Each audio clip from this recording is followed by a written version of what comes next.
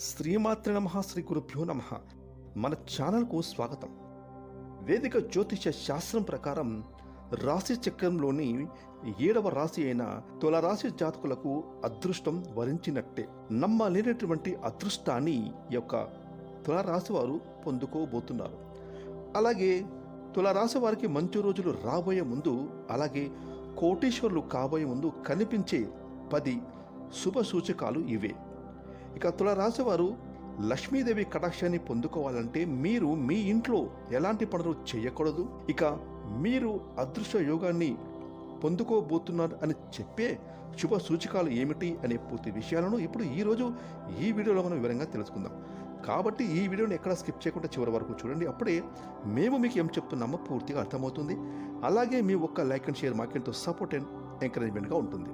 ఇక వివరాలకు వెళ్తే చిత్తా నక్షత్రం 3-4 పాదాలు, స్వాతి నక్షత్రం 1, 2, 3, 4 పాదాలు, విశాఖ నక్షత్రం 1, 2, 3 పాదాలు, మొత్తం 9 నక్షత్ర పాదాలు తులారాశికి చెందుతాయి.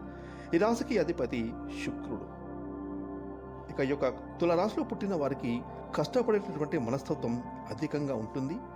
ఎటువంటి పనైనా సరే పట్టుదలతో పూర్తి చేస్తారు. ఇక ఈ రాశిలో జన్మించిన పురుషులు ధనాన్ని విచ్చలవిడిగా ఖర్చు చేయరు. ఆచితూచి అవసరానికి మాత్రమే డబ్బు ఖర్చు పెట్టే లక్షణాన్ని కలిగి ఉంటారు. ఏదైనా ఒక వస్తువు కొన్నప్పుడు అది ఎంతవరకు ఉపయోగపడుతుంది, ఎంతకాలం అది ఉంటుంది, దానివల్ల మనకు ఎటువంటి ప్రయోజనం కలుగుతుంది అనే ఆలోచనకే ఎక్కువ ప్రాధాన్యతనిస్తారు. ఇక తులారాశి వారికి అదృష్టాన్ని తీసుకువచ్చే రంగు తెలుపు.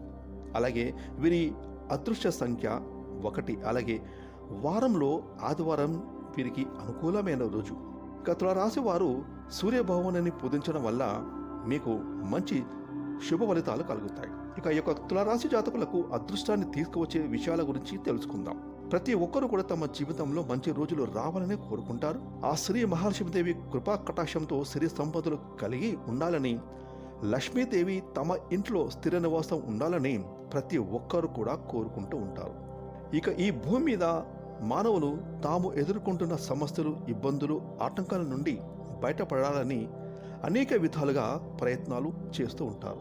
ఆర్థికపరమైన కష్టాల నుంచి కూడా బయటపడాలని, జీవితంలో ఉన్నత స్థాయికి చేరుకోవాలని ప్రతి ఒక్కరూ ఆ భగవంతుని నిత్యం మనస్ఫూర్తిగా ఆరాధిస్తూ ఉంటారు. ఇక ఆ శ్రీ మహాలక్ష్మీదేవి యొక్క కృపా కటాక్షం ప్రతి ఒక్కరికి లభిస్తుంది. కానీ ఆ లక్ష్మీదేవి ఇంటికి వచ్చే ముందు కనిపించేటటువంటి శుభ సూచకాలను మనం గమనించాలి. అయితే ఈ యొక్క తులారాశి వారు వారి ఇంట్లో ఎలాంటి పనులు చేయడం వల్ల ఆ శ్రీ మహాలక్ష్మీదేవి వీరి ఇంట్లో స్థిర నివాసం ఉంటుంది అనే విషయాలను తెలుసుకోవాలి. ఇక తులారాశి వారు తాము చేసేటటువంటి పనులు ఆధారంగానే లక్ష్మీదేవి యొక్క కటాక్షం అనేది సిద్ధిస్తుంది. లక్ష్మీదేవి యొక్క విశేషమైన కృపా కటాక్షం గనుక ఉంటేనే ఎవరి జీవితంలో అయినా సరే సంతోషం, ఆనందం వెల్లివిరుస్తుందని చెప్పుకోవచ్చు. ఎంత కష్టపడినప్పటికీ డబ్బులు నిల్వ లేకపోవడానికి ఇంట్లో చేసే పనులే కారణమవుతాయి.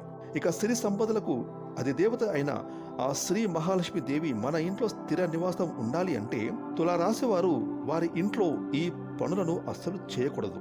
లక్ష్మీదేవికి ఇష్టం లేనటువంటి పనులు చేసినట్లయితే ఆ తల్లి ఆగ్రహానికి గురి అవుతారు. కాబట్టి ఈ తులారాశి వారు ఎలాంటి పనులు చేయడం వల్ల లక్ష్మీదేవి అనుగ్రహం పొందుతారు, వీరు తమ జీవితంలో లక్ష్మీదేవి కటాక్షాన్ని పొందే ముందు కలిగేటటువంటి శుభ సూచకాలు ఏమిటి అనే విషయాలను ఇప్పుడు వివరంగా తెలుసుకుందాం. ఇక హిందూ సాంప్రదాయంలో చీపురును లక్ష్మీదేవితో సమానంగా భావిస్తారు. చీపురుతో ఇల్లు ఊడ్చిన తర్వాత పక్కకు పడవేసి కాళ్ళతో తొక్కడం, తన్నడం లాంటివి చేయకూడదు.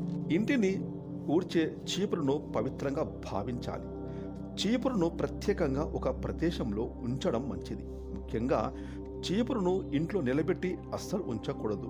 ఈ విధంగా చీపురును నిలబెట్టి ఉంచినట్లయితే దరిద్రాన్ని ఆహ్వానించడం అవుతుంది. అలాగే ఇంటికి వచ్చే అతిథులకు చీపురును వారి కంటికి కనపడకుండా జాగ్రత్త పడాలి. కళ్ళకు ఎదురుగా చీపురును పెట్టడం వల్ల ఇంట్లో ఆర్థిక సమస్యలు వస్తాయి. చీపురును పెట్టే ప్రదేశాన్ని బట్టి కూడా ఇంట్లో లక్ష్మీదేవి స్థిర నివాసం ఉంటుంది. ఇక ఆహారాన్ని ఉపయోగించే విధానాన్ని బట్టి కూడా ఆ శ్రీ మహాలక్ష్మీదేవి కటాక్షం కలుగుతుంది. ప్రతి వ్యక్తి తాను సంపాదించిన డబ్బులతో కడుపు నిండా తినడానికి చూస్తాడు.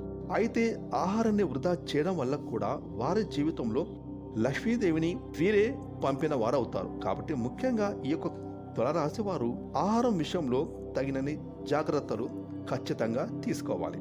ఇక నీళ్లను కూడా వృధా చేయకూడదు.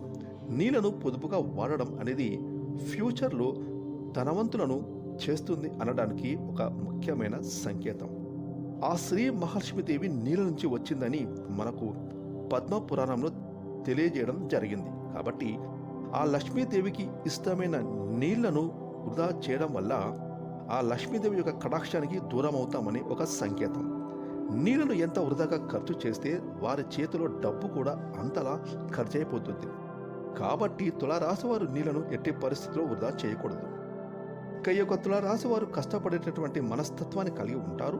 అదేవిధంగా వీరు సంపాదించిన దాంట్లో కొంత శాతమైన లేని వారికి, పేదవారికి దానం చేయడం వల్ల వీరికి లక్ష్మీ కటాక్షం కలుగుతుంది.